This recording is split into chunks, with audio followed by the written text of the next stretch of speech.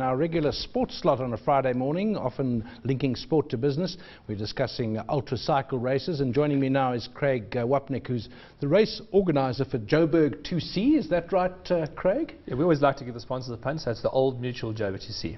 Old Mutual Joburg 2C. I'm happy to give the sponsor. These are big events, and if there aren't sponsors in them, they're not going to happen. What is this event? Why do people take part in it? Well, firstly, Dave, the mountain biking world has exploded. I think it's one of the fastest growing sports in South Africa, and guys are getting fitter and stronger and seem to be more and more sort of almost obsessed with riding longer distances. So it started with the Absa Cape Epic in terms of the long event. Okay, there's been quite a few shorter stage races, 3-day stage races, but we are now one of the other longer events. Where does this race take place? It takes place just south of Johannesburg, and it's a 9-day stage race, and it finishes in Scottburgh on the coast. So in 2 weeks' time, 800 riders will toil away through South Africa. So you say mountain bikes, it's not on the road, not on the N3 highway this? Not at all. I mean, I think the sports have been a bit blurred, but it's almost like comparing canoeing to rowing. There's such a big difference between a mountain biking experience and a road riding experience. The strategies, everything's very different. The only similarities is that you call them bicycles, but in actual fact, that's where it stops. And our event is almost 99.5% off-road the whole way down to Scottburgh. And when you say off-road, off-track as well, I mean through virgin bush kind of thing? Well, not virgin bush, we prepare trails. It's all a lot of the holy grail of mountain biking is called single track, basically. And we try and build more and more single track using communities every year, because that's what a lot of the riders really love that experience. But you can't have 900 Ks of single track, so you have to mix it with rural farm roads, jeep tracks, all that sort of thing. Sounds fascinating. Now, we're joined also by Kevin Vermaak, who's the founder of the Absa Cape Epic, joining us now from Cape Town. Morning to you, Kevin. A couple of friends of mine have done the Absa Cape Epic. One of them did the business class version, which sounded pretty good. It does seem to have taken the place of other long distance and heavy duty events. One thinks of the Ironman triathlon, one thinks of the Comrades. That was the macho thing to do if you really wanted to prove yourself with your colleagues at the office. Seems to me the Epic is now the race to go for, and maybe the Joburg one's going to come up to it, because it's just so tough and so long. Yeah, I think there are a lot of reasons why people want to do the Absa Cape Epic. First of all, morning, thanks for having me on the show. But yeah, I think they're complementary, really. The difference between the Absa Cape Epic and taking part in the Comrades is quite vast. I think first of all just the pure financial commitment to do the Absa Cape Epic is substantially larger than doing many of these other one-day races. What are the principles that you established with the Absa Cape Epic? I mean, it was founded a few years ago. What are the sort of guidelines that you have to have? How long it has to be? How tough it has to be? How do you measure these things?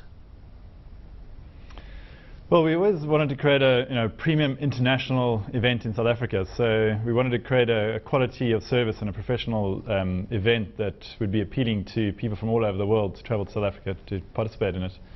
And in terms of mountain biking, luckily we've got some phenomenal ingredients in South Africa. Whether it's the Joburg 2C or the Sane 2C or the Cape Epic, we've got very different regions in South Africa, and the terrain is very suited to mountain biking. And I think because the sport is growing so much in South Africa, there are more and more single tracks that are being built all across the country. And so, for an international rider that is typically, restrained to riding on trails over the Alps, on, wagon trails, to come to South Africa and to ride on single track through the bush and through big 5 game reserves, it's quite a special experience. We've seen, while you've been talking, some shots of guys going very fast on these mountain bikes. I'm sure it's not always as easy as that. Craig, what about the cost, the business of this? You've talked about, Absa doing the Cape Epic, Old Mutual doing yours. How much does it cost? Well, every race has got its own personality, and I think there's a lot of logistical challenges and different things that have to be considered. So, the cost of an entry has to cover what you need to do to obviously make it a business, but also to look after communities and to make sure that your villages go up. So I think the entry level price for a stage race, they work on between sort of 1.5 to sort of 3,000 Rand a day. So to enter it, you have to pay that to enter? Yeah, you would have to pay. That's a lot of money. It's a fair bit, eh? And I think, but I think the return you get for various reasons. Like in the Absa Cape Epic, basically you get to race with all the world's best riders. So I think the guys get really excited about that. In our event, you get to ride trails across the country and mix with communities across the country. So there's a sort of certain privilege attached to it that we then would like to say that we're uplifting and boosting communities across the country and saying, well, that's where it's all going to as well. It is a business, and Kevin will vouch for me, it's business, but you've got to basically also make sure that you're engaging with the communities, and I think it's great. Kevin, in Cape Town, talking about the money, of course, if you want to get a return for your sponsor, you have to have television coverage. Now, television coverage from Johannesburg to Scottsboro or across half of the Cape Province, not easy to organise logistically. So how do you manage that? Indeed, it's a very expensive component of our budget, but for sure we've been investing in it heavily over the years. And today, this year, we're the only mountain bike stage race in the world that has live TV coverage. We have it on our first and final day. And this year we're shown in 8 different countries in Europe, the final day live.